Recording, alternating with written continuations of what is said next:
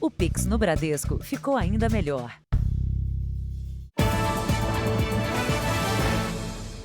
Boa noite. Boa noite. No coração de São Paulo, produtos roubados são vendidos livremente na chamada Feira do Rolo. A produção do Jornal da Record flagrou o intenso movimento e a ação dos ladrões na Praça da Sé. Os roubos geralmente são praticados por gangues de menores. Eles arrancam correntes e cordões e enfiam a mão no bolso das vítimas em busca de celular e da carteira.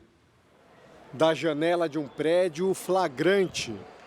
Um grupo de adolescentes e jovens cerca uma vítima. De repente, o celular do rapaz é tomado. Ele reage, tenta recuperar o objeto e é atacado por trás. Já caído, tem a carteira roubada. Momentos depois, um menino tenta roubar a corrente de uma mulher. Ela grita com ele que não se intimida. O menino usa uma jaqueta dupla face, de um lado vermelha e de outro cinza. Assim, tenta despistar as vítimas e a polícia. As imagens mostram que ele faz parte de uma gangue de menores que tem apoio de jovens mais velhos. Um deles tira do pescoço e mostra ao menor uma correntinha que conseguiu em outra ação. Na esquina, os meninos observam possíveis vítimas. Os flagrantes foram registrados bem aqui no coração da maior cidade do país, a Praça da Sé, em São Paulo. A ação dos criminosos intimida os milhares de trabalhadores que cruzam a região todos os dias. E o pior, os objetos roubados são repassados e vendidos a poucos metros daqui, na chamada Feira do Rolo. Em meio à população em situação de rua, os receptadores agem livremente. Negociam celulares que minutos antes foram levados de vítimas nas ruas. Um dos vendedores passa horas com um bebê de colo, circulando na praça e oferecendo um telefone. No local também são vendidos calçados, roupas e capinhas de celulares, tudo sem nota fiscal. As negociações acontecem em rodinhas a poucos metros de uma base da Polícia Militar. A vítima do começo da reportagem também foi lá registrar o roubo. Veja que os agentes até passam pelo local, mas pouco fazem para impedir a venda de produtos roubados. Tem medo do quê? Da violência. Com certeza da violência. O senhor acha que pode acontecer o que com o senhor? Muitas coisas. Não dá para dizer para você que vai acontecer. Um assalto, uma facada, um empurrão.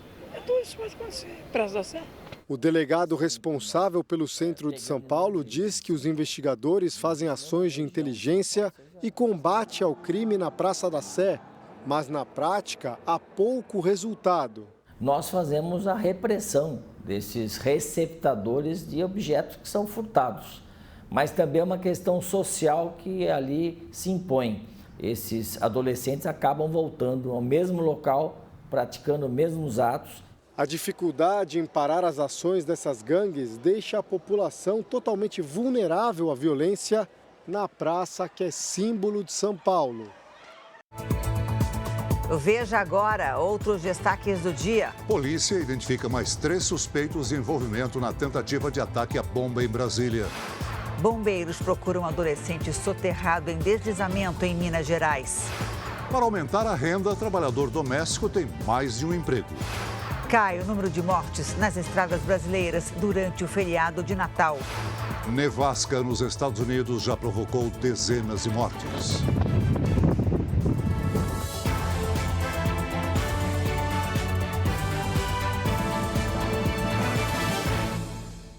Oferecimento Bradesco, o que vem primeiro para você em 2023.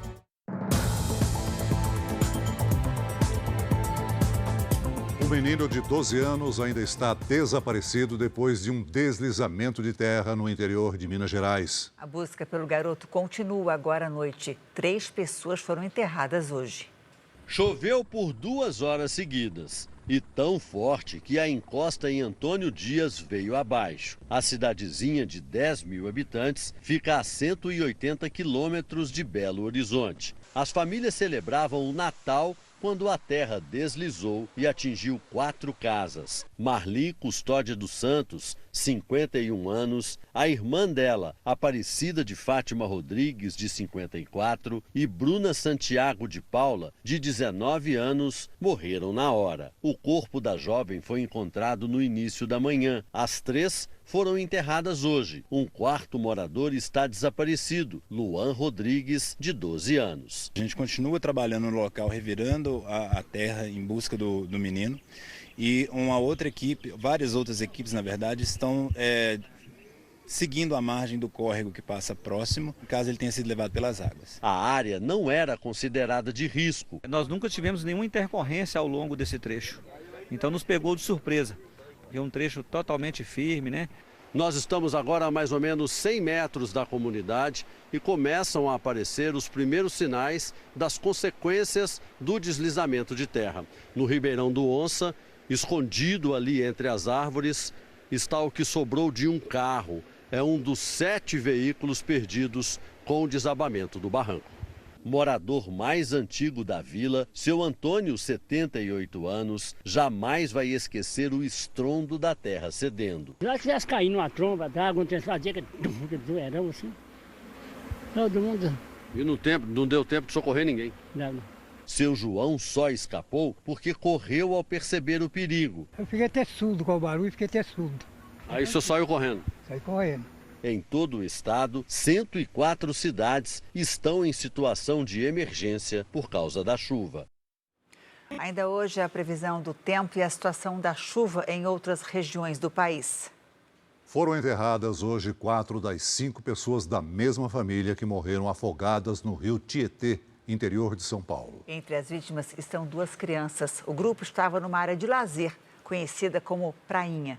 Este vídeo foi feito logo após o afogamento. Testemunhas retiraram os primeiros corpos e tentaram reanimar as vítimas. Meu irmão foi correndo lá para ajudar a tirar. A gente tirou, eu tentei ajudar, né?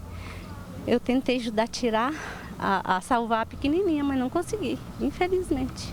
5 pessoas da mesma família morreram. A professora da rede pública, Denise Aparecida Dias da Silva, de 51 anos, o filho dela, Kervilin Wallace da Silva, de 29, a mulher dele, Cíntia dos Santos, de 25, e as filhas do casal, Nicole, de 8, e Emily, de 3 anos. Eles estavam nadando num local conhecido como Prainha do Rio Tietê, em 2 córregos, interior de São Paulo. Segundo testemunhas, o grupo estava em uma área onde dava pé para todos, mas uma das crianças se afastou e começou a se afogar.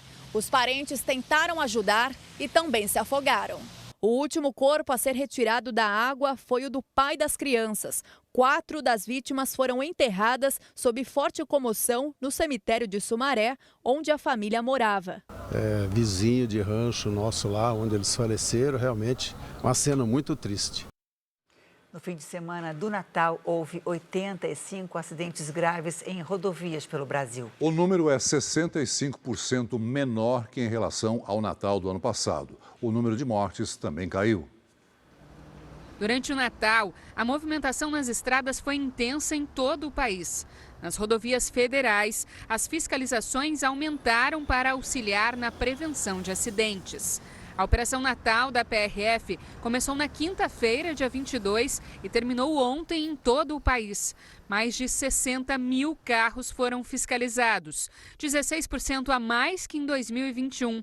Mais de 45 mil motoristas passaram pelo teste do bafômetro, um aumento de 51%.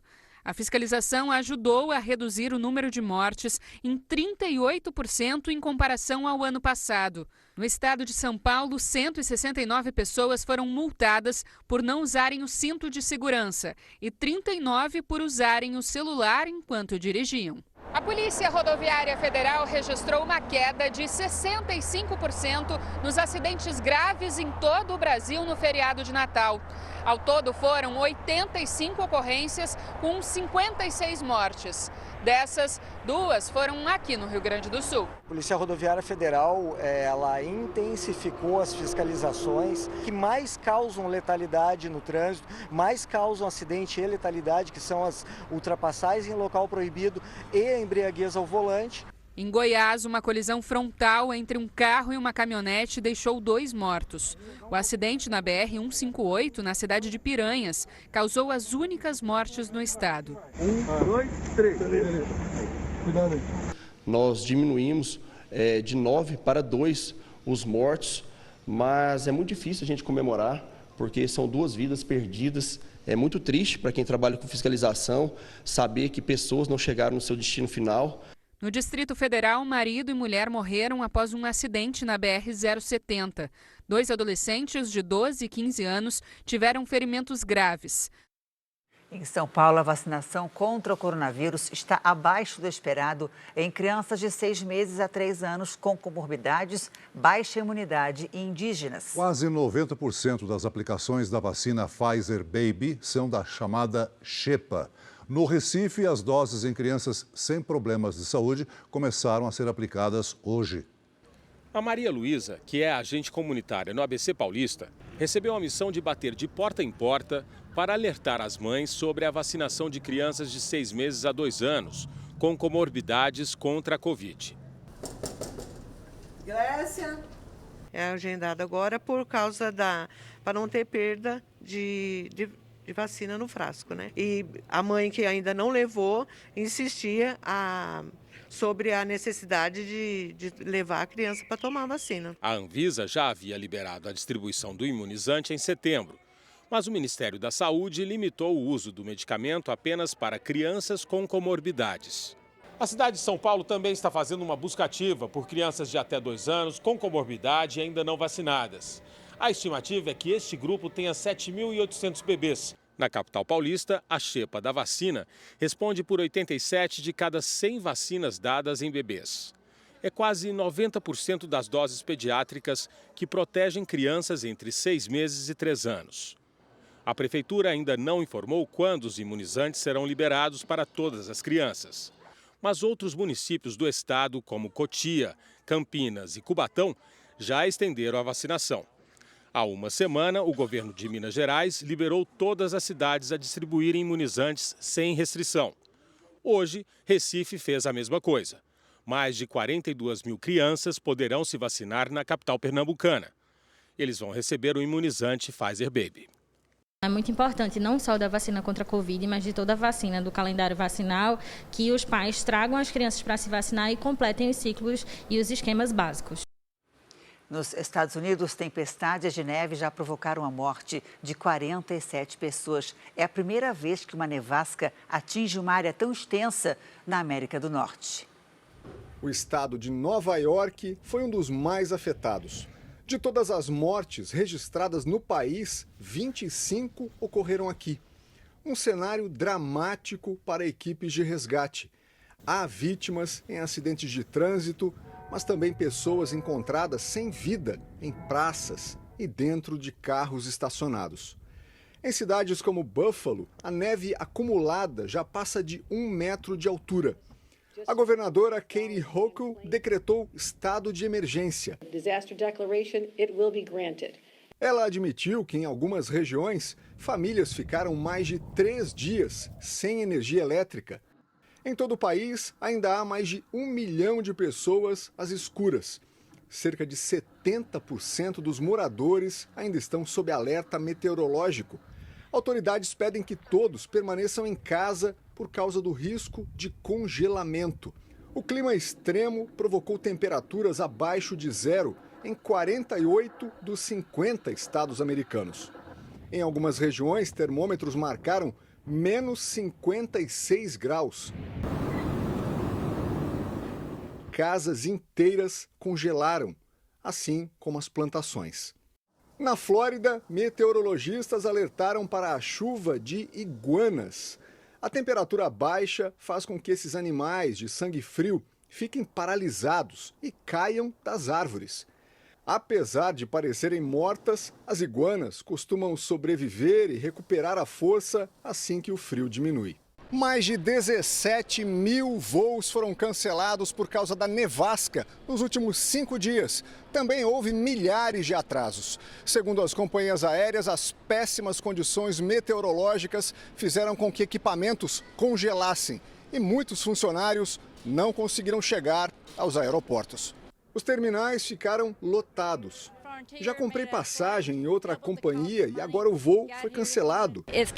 Diz essa mulher que deveria ter viajado há 2 dias.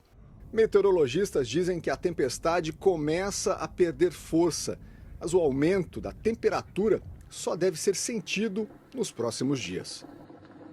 E o Japão também enfrenta uma forte nevasca há 11 dias. Ao menos 17 pessoas morreram e mais de 100 ficaram feridas. Quem tem as informações ao vivo, direto de Tóquio, é a nossa correspondente Silvia Kikuchi.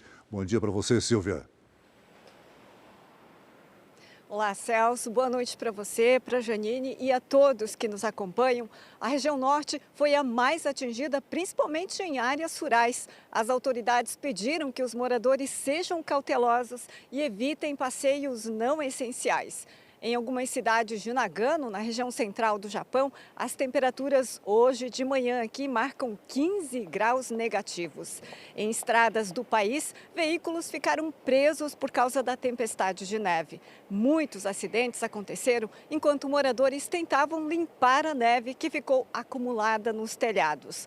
Bombeiros aconselham que esse trabalho nunca seja feito sozinho e sempre na companhia de alguém. Nas províncias de Yamagata e Niigata, a neve está acumulada em mais de 1,5 metro. Dezenas de trens e voos ficaram suspensos durante o final de semana. Mas, segundo o Ministério dos Transportes, as atividades já foram normalizadas. Celso, Janine. Obrigado, Silvia. Ainda hoje, incêndio em hotel deixa 14 feridos no litoral de Santa Catarina. E veja também, quase 90 cidades da Bahia estão em situação de emergência por causa da chuva.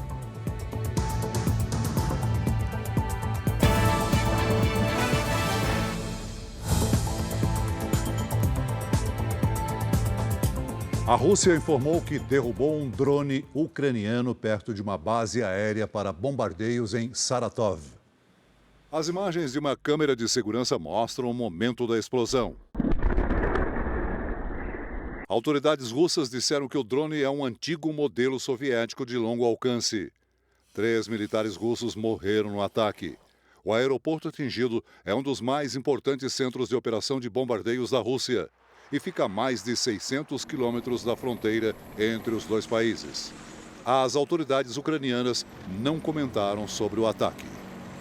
Nos Estados Unidos, pelo menos 3 ônibus com mais de 100 imigrantes estacionaram em frente à casa da vice-presidente Kamala Harris, em Washington. O grupo desembarcou com temperatura de menos 10 graus. A maioria é de Honduras, na América Central. O governador do Texas não admite, mas há meses ele e outros políticos do Partido Republicano alugam ônibus para enviar imigrantes a cidades governadas por democratas. É um protesto contra a política migratória do presidente Joe Biden. A Casa Branca considerou essa atitude cruel e vergonhosa. Aqui no Brasil, como começar o ano com as finanças em dia? Assunto para a Patrícia Lages. Oi, Patrícia, boa noite para você. Eu imagino que para isso tem que ter pelo menos um planejamento, né? Planejamento sempre ajuda, né, Janine? Boa noite para você, para o Celso, boa noite para você de casa. Mas antes de planejar o futuro, é importante dar uma olhadinha no passado. O primeiro passo é analisar os gastos deste ano para saber o que tem levado o seu dinheiro embora. Quem não fez nenhum controle em 2022 também pode fazer esse levantamento consultando extratos bancários, notas fiscais e as faturas do cartão de crédito. Depois, avalie todas as despesas para saber se é possível diminuir algumas delas. Veja nesse exemplo como pequenos ajustes podem trazer economia. Diminuindo R$ 20 na conta de água, R$ 35 na de luz, 15 no consumo de gás e 40 na conta de telefone, a economia em um ano será de R$ 1.320, valor equivalente ao salário mínimo de 2023. Vale também diminuir despesas fora de casa e cortar serviços pouco utilizados. Tem que caber no salário, né? Agora, juros sobre as dívidas e compras no supermercado pesam e muito no bolso do consumidor, né? Como é que a gente faz para planejar isso? Pesa bastante, né, Janine? Olha só, quem está inadimplente, muita atenção a essas dicas. Antes de negociar, verifique o quanto você poderá pagar por mês. E depois, peça a cada credor 2 coisas, anote aí. O valor original da dívida, que é o valor sem o acréscimo dos juros, e a memória de cálculo, que mostra como a dívida chegou até o valor atual. Não faça nenhuma negociação sem saber se o valor cobrado está correto. E no supermercado, fique de olho no desperdício. Segundo pesquisas, 30% dos alimentos são desperdiçados. Ou seja, em uma compra mensal de R$ 600, cerca de R$ 180 vão para o lixo. São mais de R$ 2.100 desperdiçados em apenas um ano. Vale a pena ajustar as quantidades para que o seu ano de 2023 seja financeiramente mais tranquilo. Janine. E é melhor ir ao supermercado sem fome, né? A gente gasta menos. De preferência. Essa é uma dica boa. Boa. Obrigada, viu, Patrícia? Boa semana para você. Para você também. A seguir, Polícia Federal diz que a emissão de passaportes está normalizada. E também, mais de 1,5 milhão de trabalhadores domésticos têm mais de um emprego para aumentar a renda.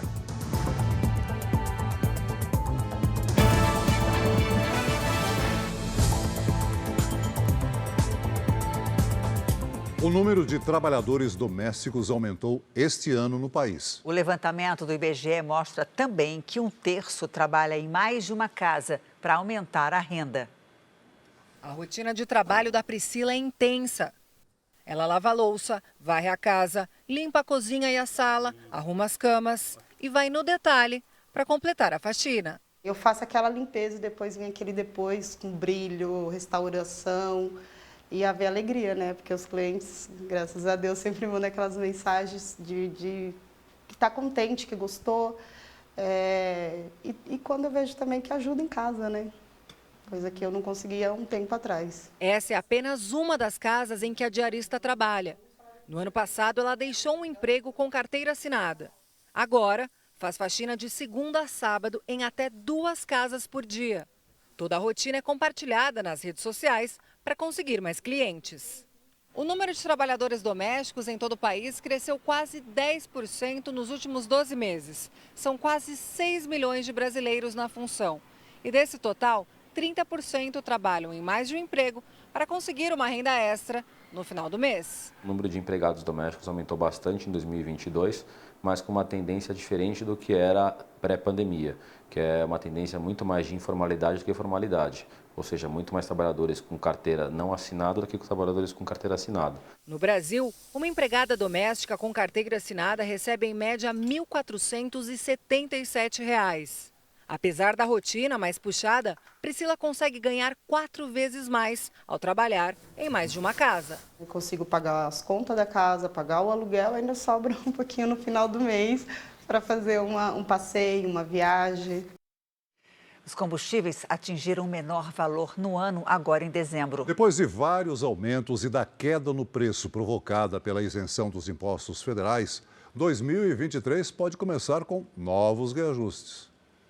Na última abastecida de 2022, Edson pagou menos de R$ 5,00 no litro da gasolina, bem abaixo dos quase R$ 8,00 que chegou a pagar ao longo do ano. Se você pegar aí no final do mês, dá uma diferença grande. 2022 foi de grandes oscilações no preço dos combustíveis. A gasolina, por exemplo, na primeira semana do ano, custava em média R$ 6,63, de acordo com o levantamento feito pela Agência Nacional do Petróleo, a ANP. Na última semana, o preço médio chega a R$ 4,93, R$ 1,70 a menos. A queda nos preços começou a ser registrada a partir de julho, quando foram aprovados projetos de redução dos impostos dos combustíveis. Uma das medidas, a que zerou a tributação federal, vence no último dia do ano. E depois disso, os combustíveis podem voltar a aumentar. Que é terrível para o posto, né, para o empresário do segmento de combustíveis, porque precisa de muito capital de giro para sustentar isso, e mais ainda para o consumidor, né, que é o que paga a conta no final. Analistas apontam que o preço da gasolina pode voltar para a casa dos R$ 7,00 logo no início de 2023. Elias gasta até 2 tanques de combustíveis por semana e está preocupado. É uma preocupação grande, né? Ainda mais no começo de ano, impostos, IPTU, escola de menino, tudo isso vai atrapalhar bastante para a gente, com certeza. Um bebê morreu num acidente de carro em Niterói, na região metropolitana do Rio de Janeiro. Um exame feito no motorista que provocou a batida comprovou que ele estava embriagado. No carro preto estavam a mãe, o pai e o filho, um bebê recém-nascido. O motorista sai do estacionamento com cuidado e, de repente, é atingido violentamente por um veículo em alta velocidade. A família tinha acabado de fechar a loja desse shopping e ia para casa passar a noite de Natal. Tem um flash da hora que eu saí, porque eu não sei se eu apaguei, mas quando eu me dei por mim, eu olhei para trás, minha esposa estava com meu filho, ele com uma respiração ofegante, eu peguei ele, já tinha um médico ao meu lado e com isso eu saí do carro, a gente entrou num outro carro para poder seguir para o hospital. Davi, de 1 mês e 15 dias, estava numa cadeirinha no banco de trás do veículo. Ele morreu horas depois de dar entrada no hospital. A mãe também ficou ferida e levou 20 pontos na cabeça. O policial militar que atendeu a ocorrência disse em depoimento na delegacia que o motorista teria confessado que tomou 7 copos de chope. Segundo a Polícia Civil, o exame atestou a embriaguez, mas as taxas estavam dentro do permitido pela lei na hora do teste e por isso ele não foi preso em flagrante. O condutor vai responder em liberdade por homicídio culposo, quando não há intenção de matar, e também por lesão corporal. Ele já foi indiciado pela morte de um motociclista em outro acidente de trânsito no início de 2021. E também tem um registro policial pela Lei Maria da Penha. Vinícius e Yasmin estão juntos há 7 anos e estavam eufóricos com a chegada de Davi. Seria a primeira noite de Natal da nova família. Agora, eles buscam por justiça. Serviria para que ele não fizesse isso com outras pessoas. O meu único intuito de estar aqui agora é que para que ele não faça... Ah, Vinícius, mas vai ter outros, vão ter outros, mas esse não faz mais. A Ordem dos Advogados do Brasil faz um alerta para um golpe. O alvo são pessoas com ações na justiça. Os golpistas avisam que o processo já foi julgado, mas para receber é preciso pagar uma taxa. Com um processo trabalhista parado há mais de 6 anos na Justiça, esta aposentada, que não quer se identificar, se empolgou quando recebeu a mensagem do falso advogado. Só depois de ter pago 2 boletos, ela percebeu que o documento não estava no nome dela. O prejuízo foi de quase R$3 mil. Não sei como é que eles conseguem as particularidades, mas que eles conseguem. Os golpistas conseguem os dados dos processos em sites jurídicos. Eles falsificam documentos e entram em contato com as vítimas, fingindo ser do escritório que atua na causa. Eu julguei que fosse realmente dado deferimento, que eles estavam mantendo contato, porque queriam agilizar por conta até do recesso do judiciário. Golpes como esse entram na categoria de crimes virtuais. Aqui na Bahia, a Ordem dos Advogados do Brasil tem alertado sobre este tipo de fraude em que o estelionatário falsifica resultados de sentenças para tirar dinheiro das vítimas e toda a negociação é feita pelas redes sociais. No Brasil, o crime de estelionato na internet tem pena de 4 a 8 anos de prisão. Este advogado alerta que as cobranças de um processo nunca são feitas por meio de boletos. Essas custas processuais, elas são através de um documento chamado DAGE, que é Documento de Arrecadação Judicial e Extrajudicial, que é emitido pelo Tribunal de Justiça daquele estado. Outra dica para evitar cair no golpe é ligar para o escritório que cuida do processo antes de fazer qualquer pagamento. Foi um golpe muito bem estruturado. É muito difícil você não cair.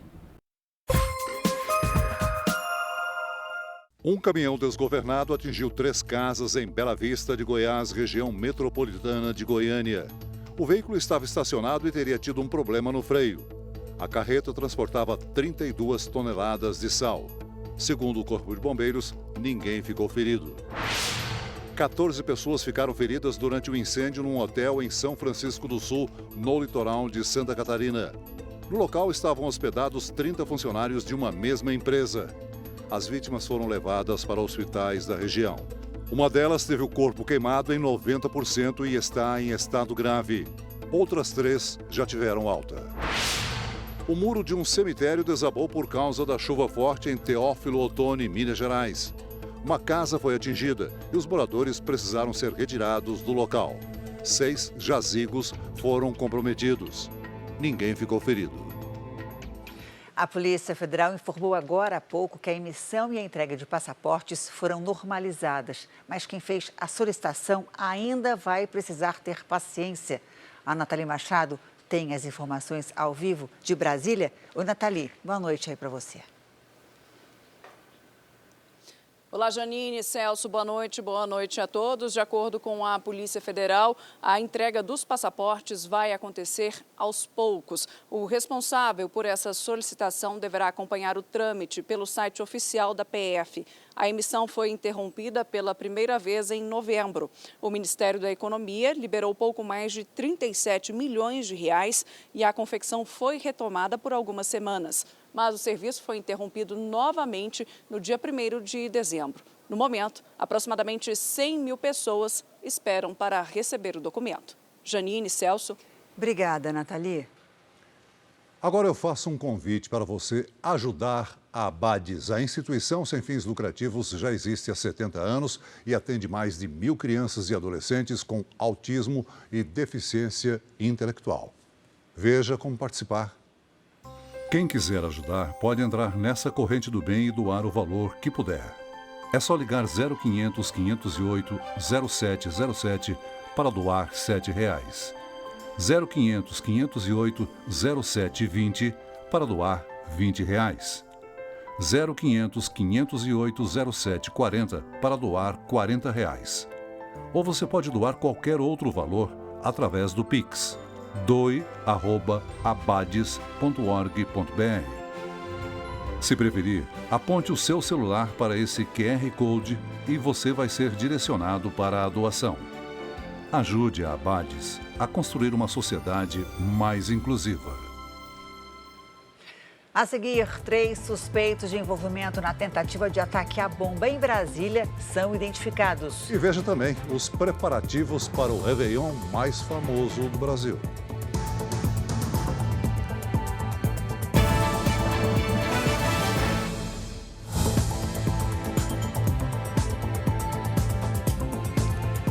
Nessa época do ano, a polícia faz um alerta para o aumento de motoristas que misturam álcool e direção. Só este ano, na Grande Florianópolis, cerca de 1.000 pessoas foram flagradas dirigindo sob efeito de álcool. A multa é de quase R$ 3.000, além da suspensão da carteira por 1 ano. O flagrante foi registrado por câmeras de monitoramento da BR-282 na entrada de Florianópolis. A caminhonete atravessa as 4 pistas, corta a frente de outros carros e acaba causando um acidente. O motorista sob efeito de álcool perde totalmente a condição de ser um bom motorista. Ele perde a noção de tempo, de espaço, de distância. O veículo atingido foi lançado sobre o canteiro e capotou. Os 2 ocupantes tiveram ferimentos leves. Segundo a polícia, o motorista da caminhonete se recusou a fazer o teste do bafômetro, mas apresentava sinais de embriaguez e foi levado para a delegacia. A multa por dirigir embriagado é de quase R$ 3.000 e o infrator perde o direito de dirigir por 1 ano. Mais de 1.000 motoristas foram flagrados este ano sob efeito de álcool nas rodovias federais, só na Grande Florianópolis. Semana que vem, uma tragédia que marcou a vida da Rebeca completa 2 anos. Um motorista bêbado atropelou a família dela, que estava na calçada. A adolescente de 15 anos ficou presa embaixo do carro. Com várias fraturas, ela passou 20 dias na UTI. Ela perdeu o baço, perdeu o ovário e perdeu a trompa, um lado, né? Os 2 braços quebrou, a mão, ela tem uma cirurgia. Ela bacia, costela. O motorista foi condenado a 5 anos e 7 meses de prisão. Que sirva de lição para as pessoas, né? Não beber e dirigir não é certo. A polícia busca identificar os criminosos que foram flagrados tentando assaltar o motorista de um carro de luxo na zona oeste de São Paulo. É possível ver quando o motorista foge em marcha ré e é perseguido pelos assaltantes. Um deles atira várias vezes contra o veículo. Mesmo após os tiros, a vítima consegue ir embora. Segundo testemunhas, o carro é blindado. Os ladrões fugiram num outro veículo. As fortes chuvas em Santa Catarina inundaram um túnel no quilômetro 140 da BR-101, em Balneário Camboriú. O local precisou ser interditado. A Polícia Rodoviária trabalha para liberar o trânsito de veículos. Um vídeo flagrou o salvamento de um bebê engasgado com uma uva na Praia do Recreio, no Rio de Janeiro. Os bombeiros fizeram a manobra de desobstrução das vias respiratórias até que a criança reagiu. O menino de 1 ano foi levado para o hospital e já recebeu alta.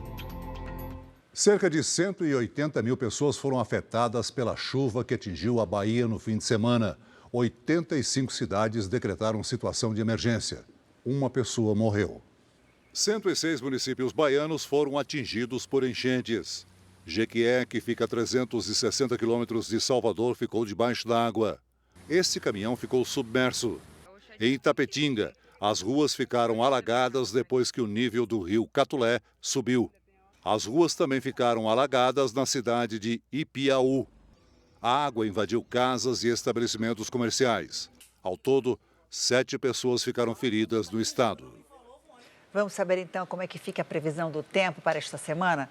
Oi, Paloma Poeta, boa noite para você. E aí, o que a gente pode esperar nesses últimos dias do ano? Oi, Janine, mais chuva e podemos ter temporais, infelizmente. Boa noite para você, ao Celso e para você de casa. Lembra daquele corredor de umidade que provocou chuva e transtornos no Espírito Santo, no norte de Minas e na Bahia? Agora ele faz com que as nuvens se organizem entre São Paulo e Mato Grosso. E mais, nesta terça-feira, uma frente fria avança pelo oceano e reforça as nuvens de tempestade no sudeste. Muita atenção, principalmente no Rio de Janeiro e no sul de Minas. O risco de alagamentos e deslizamentos é alto nesta semana. Apenas nestas áreas claras do mapa é que não tem nenhuma previsão de chuva para amanhã. Vamos às máximas, então. Em Florianópolis faz até 26 graus. No Rio de Janeiro chega a 33. Em Cuiabá faz até 31. Em São Luís e em Manaus, 32. E em Rio Branco, máxima de 31 graus. Em São Paulo, previsão de chuva para a semana toda, podendo causar transtornos nos próximos dias. A partir de quinta-feira, o volume de chuva aumenta e pode atrapalhar a virada do ano. E o calor vem e vai. Quarta, a máxima é de 29 graus. E na sexta, já cai para 23. O primeiro Tempo Delivery de hoje é para o Vinícius, que quer saber a previsão para Aracaju, Sergipe. Claro! Oi, Vinícius. Boa noite para você também. Por aí o sol está garantido e com muito calor nos próximos dias. Essa chuva que aparece aqui no nosso telão é aquela chuva passageira, só para refrescar mesmo. Agora, Tempo Delivery para o Sérgio, de Campo Belo, Minas Gerais. Claro! Oi, Sérgio! Você enviou para a gente esse céu lindo e colorido, né? Só que, infelizmente, esse cenário vai mudar nos próximos dias aí em Campo Belo. Vem chuva que pode ser forte, com risco de deslizamentos e alagamentos também. Participe do nosso Tempo Delivery. É só mandar o seu pedido pelas redes sociais com a hashtag #VocêNoJR. Janine, Celso, até amanhã. Obrigada, Paloma. Até amanhã. Até amanhã, Paloma. O futuro governo dá sinais de que vai manter os principais cargos nas mãos do PT. Isso tem dificultado as negociações com os partidos que ajudaram a eleger Lula. Uma preocupação do mercado é com o Ministério do Planejamento, que ainda está vago. O impasse que gira em torno do comando do Ministério do Planejamento está dificultando a conclusão da montagem do primeiro escalão do novo governo. Depois de decidir que Marina Silva vai para o Ministério do Meio Ambiente, uma das ofertas de Lula para Simone Tebet foi a pasta do Planejamento. Mas a senadora sofre grande resistência por parte do PT e da equipe do futuro ministro da Fazenda, Fernando Haddad. E por isso, Tebet não estaria confortável em aceitar o cargo. A senadora também teme não ter autonomia para montar a própria equipe e assumir o comando de um ministério esvaziado. Amanhã, ela tem uma nova conversa com Lula. Bom, primeiro, o presidente já demonstrou tem grande carinho, respeito, reconhecimento em relação à senadora Simone Tebet como uma líder especial dentro do MDB. Mas, como ele já havia dito, tratando sempre com os partidos e junto com esse diálogo que ele toma a decisão. A indefinição e a demora para decidir quem vai assumir o planejamento também tem causado desconfianças no mercado financeiro, que espera um nome que possa ser um contraponto às ideias do futuro ministro da Fazenda. Então se esperava que houvesse um contraponto, de modo que se atendesse àquilo que o mercado espera, que é uma gestão fiscal mais responsável do próximo governo. Mas, no entender do mercado, as sinalizações até agora adotadas caminham na direção oposta. Então, sim, a não indicação até agora de um nome gera essa expectativa negativa do mercado. O nome da preferência de Fernando Haddad é o do economista André Lara Rezende, que resiste em assumir o ministério. Outra pessoa que tem a simpatia de Haddad e do partido é o atual líder do PT na Câmara, Reginaldo Lopes, que poderia resolver o impasse. O presidente eleito quer terminar de montar sua equipe até no máximo quarta-feira, mas sabe que não vai conseguir atender a todos. Partidos aliados já estão reclamando que as principais pastas da esplanada estão nas mãos apenas do PT. Hoje, Lula se reuniu com União Brasil e com o PSD. O petista ainda precisa acomodar o PSOL, o PDT, a Rede, o PV e o Podemos. Nós temos ainda 16 ministérios que o presidente está conduzindo os encaminhamentos para que a gente possa conduzir esses anúncios e dar posse a todas as ministras e ministros no dia 1º de janeiro. A Polícia Federal identificou mais 3 suspeitos de envolvimento na tentativa de ataque à bomba em Brasília. O inquérito sobre o caso foi enviado ao Supremo Tribunal Federal. A segurança na capital federal foi reforçada. O Senado Federal anunciou hoje que o acesso de pessoas será restrito até a posse do presidente eleito Lula em 1º de janeiro. Em uma rede social, o presidente do Senado, Rodrigo Pacheco, afirmou que não há espaço no Brasil democrático para atos análogos ao terrorismo. Depois da tentativa de ataque à bomba, o aeroporto de Brasília também terá mais policiamento para o dia da posse presidencial. Equipes vão monitorar áreas internas, externas e vias de acesso. O principal suspeito pelo crime está detido no complexo penitenciário da Papuda, no Distrito Federal. A Justiça converteu a prisão em flagrante de George Washington de Oliveira Souza em prisão preventiva. Segundo as investigações, George veio de carro do Pará e alugou um apartamento no bairro Nobre da capital federal. Com ele, os policiais encontraram armas, munições e uniformes camuflados. O empresário disse à polícia que gastou R$160 mil com as armas. Além de George, outras 3 pessoas já foram identificadas pela Polícia Federal, mas ainda não foram presas. Os suspeitos seriam os executores e financiadores, tanto da ação que colocou uma bomba na via de acesso ao aeroporto aqui de Brasília, como dos ataques que ocorreram no centro da capital há 2 semanas, quando um grupo tentou invadir a sede da Polícia Federal e colocou fogo em carros e ônibus. Hoje, o ministro Alexandre de Moraes determinou que a Polícia Federal enviasse o inquérito ao Supremo Tribunal Federal. Agora, para que mandados de prisão ou de busca e apreensão sejam cumpridos, será necessária a autorização do ministro. Além da bomba encontrada perto do aeroporto, no domingo, a Polícia Militar achou mais explosivos e coletes balísticos numa área de mata, no Gama, cidade que fica a 35 quilômetros da capital federal. Câmeras de segurança flagraram o momento em que um carro roubado em alta velocidade atinge um veículo estacionado. Os 2 ainda batem num caminhão-baú que também estava parado. Depois da colisão, os 2 suspeitos fogem, um para cada lado. O rapaz, que está de camiseta laranja, ainda volta para pegar algum objeto e foge novamente.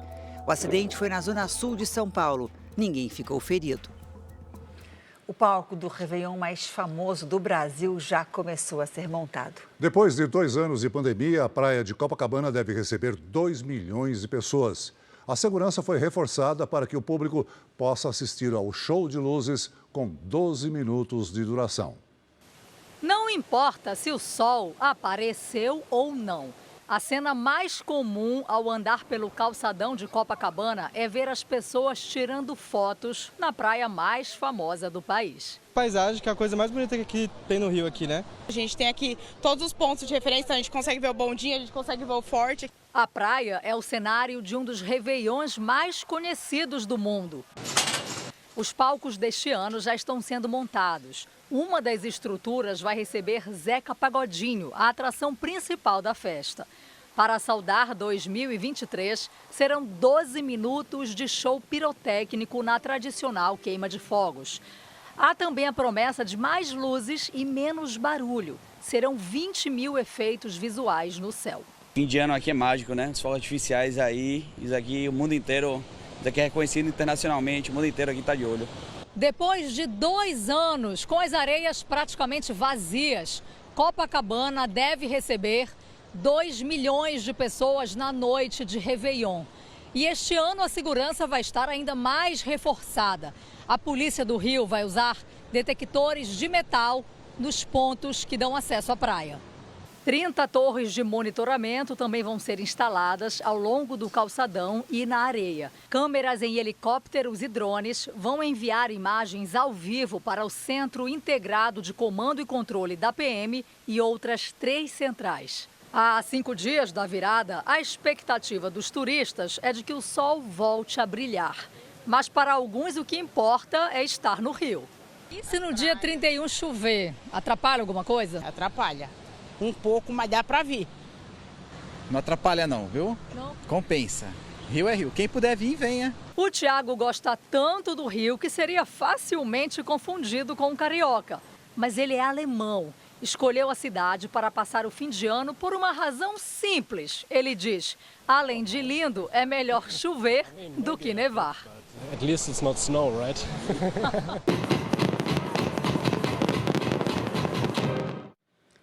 Essa edição termina aqui e à 00:30 tem mais Jornal da Record. Fica agora com a novela Jesus, logo depois de Amor Sem Igual, tem Cidade Alerta, Grandes Casos. Boa noite para você. Boa noite.